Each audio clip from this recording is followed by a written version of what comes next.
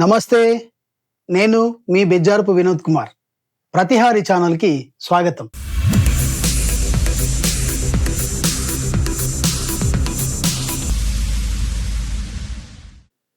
సరిగ్గా 10 రోజుల క్రితం అంటే మే 4, 5 తేదీల్లో మన దేశ ప్రజలందరూ కూడా ఎన్నికల గురించి చర్చించుకుంటూ ఉన్నారు.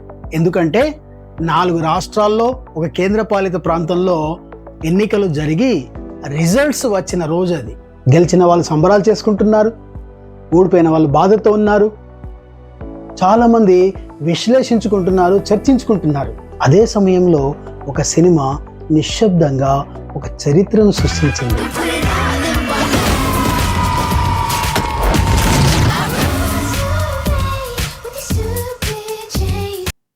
ఆ cinema Dhurandhar the revenge part 2. మరి ఆ సినిమా సృష్టించిన చరిత్రను, అది తిరగరాసిన రికార్డులను ఒకసారి చూద్దాం.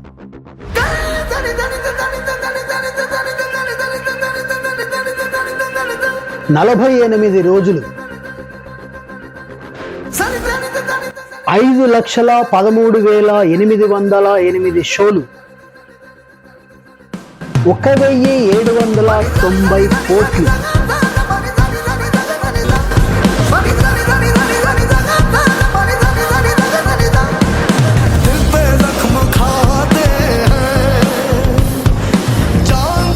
దురంధర్ ఆ టైటిలే మనకు ఆ సినిమా ఏంటో చెప్తుంది.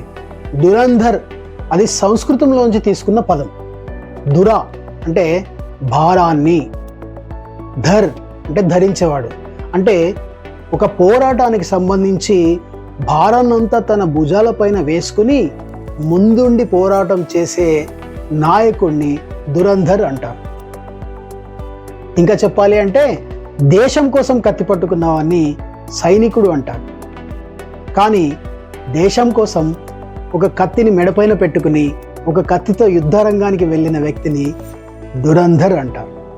ఎలాగైతే ఈ సినిమాలో అనితర సాధ్యమైన భారాన్ని తన భుజాలపైన వేసుకొని ఊహాతీతమైన విజయాలను సాధిస్తాడో, బయట కూడా అంతే అనూహ్యమైన విజయాలను సాధించాడు. ఎన్నో రికార్డులను సృష్టించాడు ఈ దురంధర్. వాస్తవానికి అత్యధిక వసూలు సాధించిన సినిమాగా దంగల్ సినిమాని చెప్తారు. దంగల్ కూడా చాలా గొప్ప సినిమా, మన దేశ ప్రతిష్టను విదేశాల లోపల నిలబెట్టిన సినిమా. కాకపోతే ఆ సినిమా కలెక్షన్లలో సింహభాగం చైనా మార్కెట్ నుంచి రావడం, అదేవిధంగా వేరువేరు సోర్సులలో దాని యొక్క ఫిగర్స్ అంటే సాధించిన కలెక్షన్ల యొక్క ఫిగర్స్ వేరువేరుగా ఉండడం, ఆ కారణంగా ఈ సినిమా సాధించిన కలెక్షన్కి సంబంధించి మనకు స్పష్టంగా పోల్చగలిగే బాహుబలి 2, పుష్ప 2, అలాగే RRR, అలాగే దురంధర్ 1 ఈ సినిమాలతో మనము ఈ దురంధర్ ద రివెంజ్ సినిమాను కంపేర్ చేయడం జరుగుతుంది. ఒకసారి ఈ దురంధర్ ద రివెంజ్ తో పాటు టాప్ 5లో ఉన్నటువంటి సినిమాలు, అవి సాధించిన కలెక్షన్లు ఒకసారి చూద్దాం.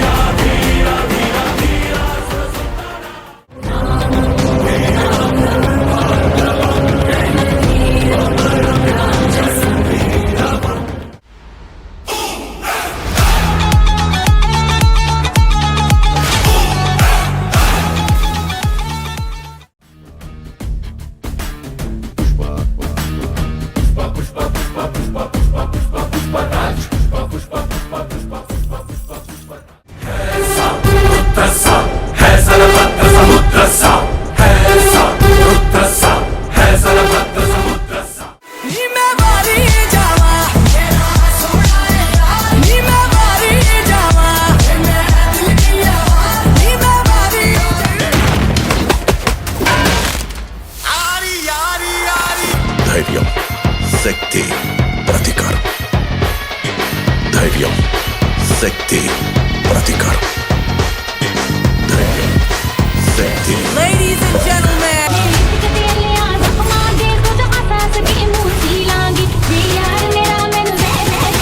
get ready. I'm a king, but I pop, I'm a saint. They call me a bad man, that's a fucking good thing. Mama said swing back when another man swings, so I made my mama proud and they make your heads ring. వాస్తవానికి బాహుబలి అనేది అసలు భారతదేశ చలనచిత్ర పరిశ్రమలో ఒక అత్యంత అద్భుతమైన మార్పును తీసుకొచ్చిన సినిమా. అంటే మన చలనచిత్రాన్ని హాలీవుడ్ స్థాయికి తీసుకెళ్లిన సినిమా అమరేంద్ర బాహుబలి అను నేను బాహుబలి 2 విడుదలై 9 సంవత్సరాలు అవుతుంది. మరి 9 సంవత్సరాల్లో ఏ సినిమా కూడా ఆ సినిమా దరిదాపుల్లోకి రాలేదు. మధ్యలో పుష్ప పార్ట్ 2 సినిమా దాదాపుగా దాని దరిదాపుల్లోకి వచ్చింది. 1742 కోట్లు వసూలు చేసి దాదాపుగా ఆ సినిమా దరిదాపుల్లోకి వచ్చింది, కానీ ఆ రికార్డును బ్రేక్ చేయలేకపోయింది. 9 సంవత్సరాల తర్వాత దురంధర్ పార్ట్ 2 సినిమా ఇవాళ బాహుబలి 2 యొక్క రికార్డును బ్రేక్ చేసి దానికన్నా ఎక్కువ వసూళ్లను సాధించిన సినిమాగా చరిత్ర సృష్టించింది.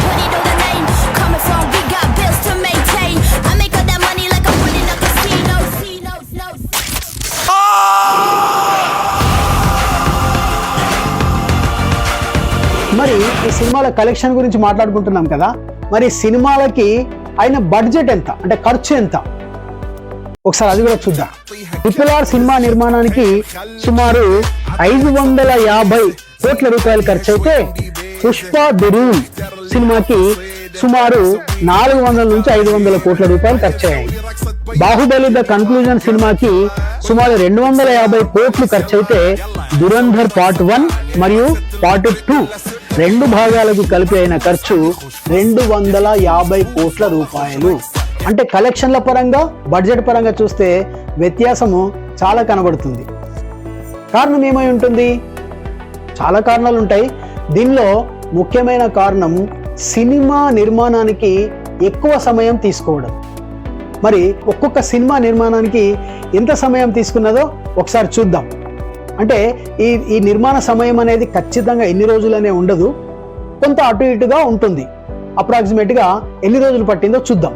ముందుగా పార్ట్ 1 విడుదలైన తర్వాత పార్ట్ 2 విడుదలవుతుంది కదా, పార్ట్ 1కి పార్ట్ 2కి మధ్యలో ఎంత విరామం ఉంది ఒకసారి చూద్దాం. బాహుబలి పార్ట్ 1 విడుదలయ్యాక 22 నెలలకి పార్ట్ 2 విడుదలైంది.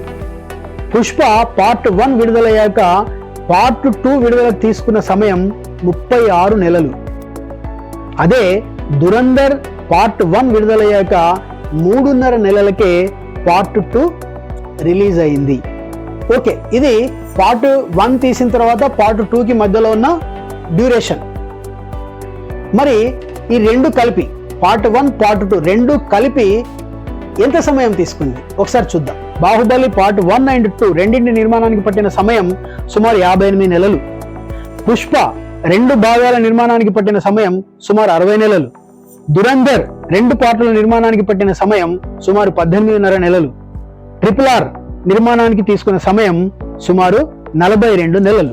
ఇందులో RRR మరియు పుష్ప 1 ఆలస్యం అవ్వడానికి అప్పుడు వచ్చిన కోవిడ్ పాండమిక్ విపత్తు కూడా ఒక ప్రధాన కారణమే. ఒక సినిమా నిర్మాణం ఎంత ఆలస్యం అయితే బడ్జెట్ పైన దాని ప్రభావం అంతగా ఉంటుంది. బడ్జెట్లోని ప్రతి అంశం పైన దాని ప్రభావం ఉంటుంది. అది తర్వాత ఎప్పుడైనా చర్చించుకుందాం. మరి సాధారణంగా ఒక సినిమా కలెక్షన్ల పరంగా విజయం సాధించాలి అంటే దానిలో కొన్ని కమర్షియల్ ఎలిమెంట్స్ ఉంటాయి. మరి ఈ దురంధర్ సినిమాలో ఆ కమర్షియల్ ఎలిమెంట్స్ ఏమైనా ఉన్నాయా ఒకసారి చూద్దాం.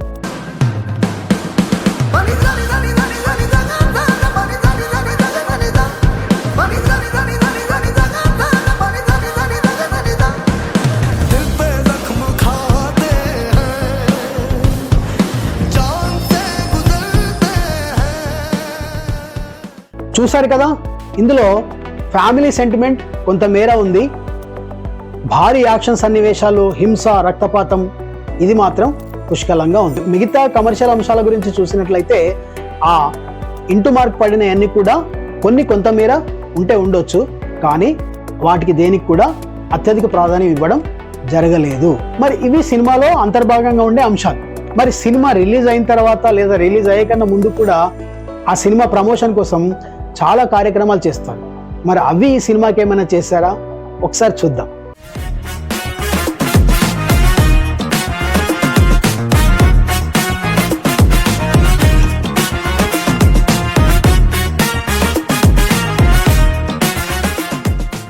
సో ఇదండి, ఎలాంటి హంగు ఆర్భాటం లేకుండా వామనుడిలాగా ఆవిర్భవించి ఇంతింతై వటుడింతై అన్నట్లు ఆకాశమంతా ఎత్తుకు ఎదిగి కేవలం 255 కోట్ల రూపాయల బడ్జెట్తో నిర్మాణం పూర్తి చేసుకుని 3,000 కోట్లకి పైగా కలెక్షన్లు సాధించిన దురంధరుడి కథ. ये घर में घुसेगा भी और मारेगा भी. ఇప్పుడు అసలు ప్రశ్న ఒకటే, ఎలాంటి కమర్షియల్ ఎలిమెంట్స్ లేకుండా, భారీ ప్రమోషన్లు లేకుండా ఇంత గొప్ప విజయాన్ని ఈ సినిమా ఎలా సాధించింది? ఈ సినిమాలో ఉన్న అంశాలేంటి? వీటి గురించి మనం నెక్స్ట్ ఎపిసోడ్లో మాట్లాడుకుందాం. ఈ వీడియో ముగించే కన్నా ముందు మీకు ఒక చిన్న టాస్క్ ఇస్తాను. ఈ సినిమాలో ఒక లేడీ దురంధర్ కూడా ఉన్నారండి.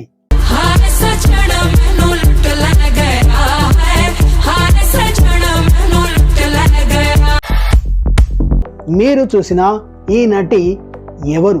మీకు హింట్ ఇస్తున్నాను. ఈ నటి ఆర్టికల్ 370 అనే ఒక అద్భుతమైన సినిమాలో ఎంతో అద్భుతంగా నటించిన హీరోయిన్. కాదు hero. You will be joining the NIA. जिसने कभी न कभी इंडिया के खिलाफ कोई हरकत की हो. We will arrest each one of them. Her bar we have a breakthrough. Somehow you're always there to just screw it up for us.